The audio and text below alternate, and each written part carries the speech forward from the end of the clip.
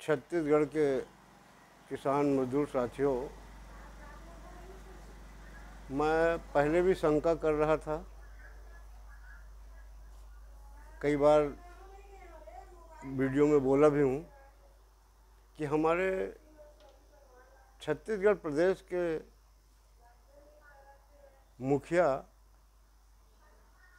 अपने आप को छत्तीसगढ़िया सरकार, छत्तीसगढ़ मॉडल, छत्तीसगढ़ के हित की बात क्यों इतना अधिक कर रहे हैं, मुझको शंका हो रहा था। मैं अपना विचार व्यक्त भी कर चुका हूं कि राजीव गांधी न्याय योजना को उन्होंने अन्याय योजना कर दिया। मैंने इनसे भ्रष्टाचार विहीन प्रदेश बनाने की मांग किया, उसको भी इन्होंने अनदेखा कर दिया। यहाँ धान फसल बीमा का 2017 में किसी किसान को नहीं मिला है छत्तीसगढ़ में। उस घोटाले को ये पता नहीं क्यों जांच नहीं करवा रहे हैं। मेरे पथरिया में 2 करोड़ का शौचालय का घोटाला है। मुख्यमंत्री बनने के बाद इन्होंने मेरे गांव में पथरिया में 2.5 करोड़ रुपए एक तालाब सौंदर्यीकरण के लिए दिया था। पहले उस तालाब में लोग पानी पी लेते थे, जानवर भी अपना गुजारा कर लेता था, मगर आज जब से सौंदर्यीकरण करा है, एक बूंद पानी नहीं है। ये मई का महीना है, जून आने वाला है, वहाँ पानी के लिए लोग तरस गए।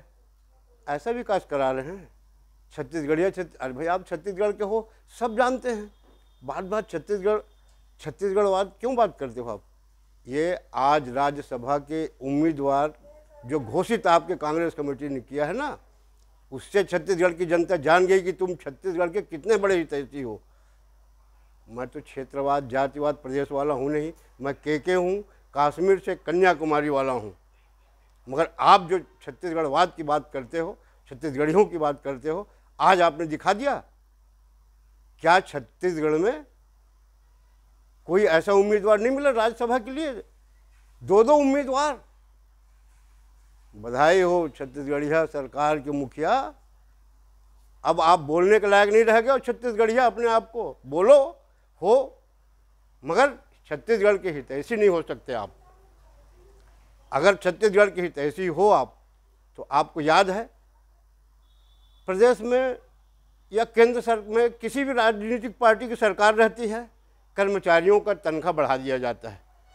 मैं उसके खिलाफ में नहीं हूँ, मगर ये कर्मचारी चाहे वो किसी भी विभाग में हो, बगैर रिश्वत लिए काम लोगों को क्यों नहीं करते?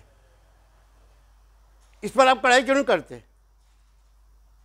मैं इसीलिए आपसे फरवरी में, आपको याद होगा 24 फरवरी 25 को आप बिलासपुर आने वाले थे। मैं एक रोज पहले वीडियो डाला था कि छत्तीसगढ़ को आप भ्रष्टाचार विहीन तो बना दीजिए। आज एक किसान सरकारी सुविधा पाने के लिए 10,000 से लेकर 20,000 रुपये खर्चा करता है, तब उसको सरकारी सुविधा मिलती है।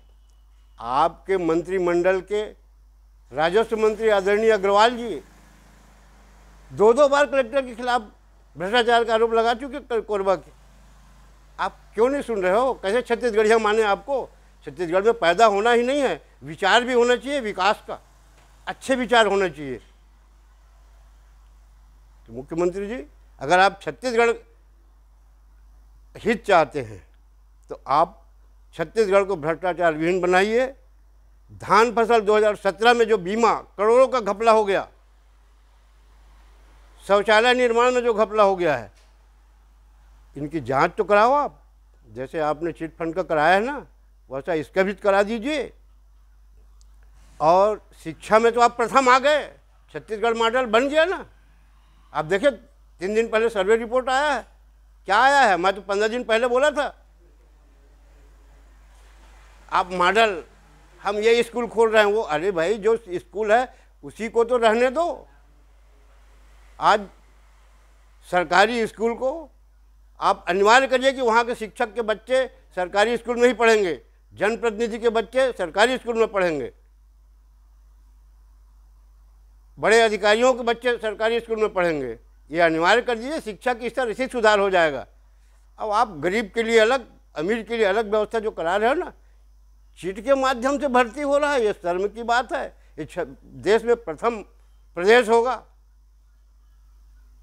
मुख्यमंत्री जी, अगर आप छत्तीसगढ़ की बात बहुत करते हो ना, तो कुछ लक्षण छत्तीसगढ़ के हित में नहीं दिख रहा है।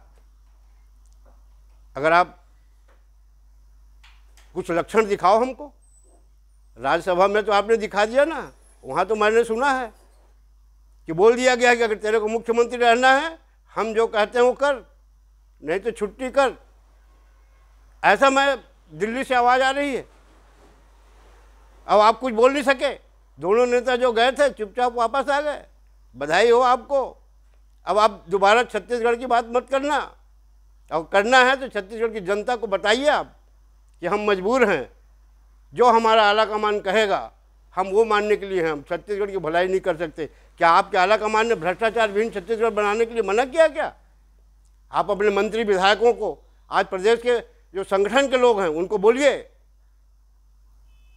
जहाँ भी दौरा जाते हैं समाचार पत्रों में, प्रेस कॉन्फ्रेंस में बोलें कि भ्रष्टाचार विहीन हम छत्तीसगढ़ बनाना चाहते हैं। कोई भी पैसा मांगता है हमको आगे बताए। आपके मंत्री विधायक है ना, प्रभारी मंत्री, हर जिले में बनाए ना, उनको क्यों नहीं बोलते आप? आपसे मैं निवेदन कर चुका हूँ कि आप अपना फ़ोन नंबर जारी करिए जनता के लिए। जनता कितनी तकलीफ हो रही है।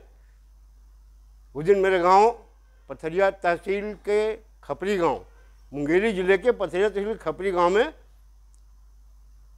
कलेक्टर साहब, एसपी साहब आए थे। मैंने आज तक ऐसा कोई कलेक्टर सिर्फ एक बार देखा था, जब बिलासपुर जिला था हमारा। के राउत साहब थे जो जनता से मिल करके एक एक शब्द, एक एक बात पूछते थे, उसकी समस्या तत्काल हल करते थे। वैसे ही मैं आज देखा हूँ हमारे यहाँ मुंगेली में कलेक्टर साहब आए हुए हैं, नए नए आए हैं, गौरव सिंह जी। उन्होंने गांव में चौपाल लगा करके एक एक व्यक्ति से समस्या पूछा और 3 दिन के अंदर हल करने के लिए निर्देश दिया है। वैसे मैं उनसे भी निवेदन किया हूँ कि साहब, सरकारी कार्यालय में हम काम कराने जाते हैं तो किस किस में पैसा लगता है, किस में नहीं लगता, इसकी सूची टंगवा दीजिए। उन्होंने तत्काल पथरिया एडीएम को कहा कि सूची बनवाइए, किस किस में पैसा लगता है, किस में नहीं लगता। मुख्यमंत्री जी 1.5 साल बाद चुनाव होने वाला है। अब बहुत ट्रेनिंग दे रहे हो ना आप अपने पार्टी कार्यकर्ताओं को। एक ट्रेनिंग ये भी दीजिए कि हमारा सरकार है, कोई पैसा नहीं मांगेगा। ऐसा ब्लॉक स्तर में 4-5 नेता तो बनाइए आप अपने संगठन के लोगों को बोलिए, हारे हुए विधायक को बोलिए, जीते हुए विधायक को बोलिए कि भ्रष्टाचार विहीन बनाने के लिए कुछ सोचो मुख्यमंत्री जी। तब मैं मानूंगा कि आप असली छत्तीसगढ़िया हैं, और नहीं तो मैं नहीं मान सकता। आज आपने सिद्ध कर दिया राज्यसभा के में, अब पूरा छत्तीसगढ़ की जनता जान गई कि आप छत्तीसगढ़ के कितने हितैषी। इतना कह के मैं अपने वाणी को विराम देता हूँ। धन्यवाद। जय हिंद।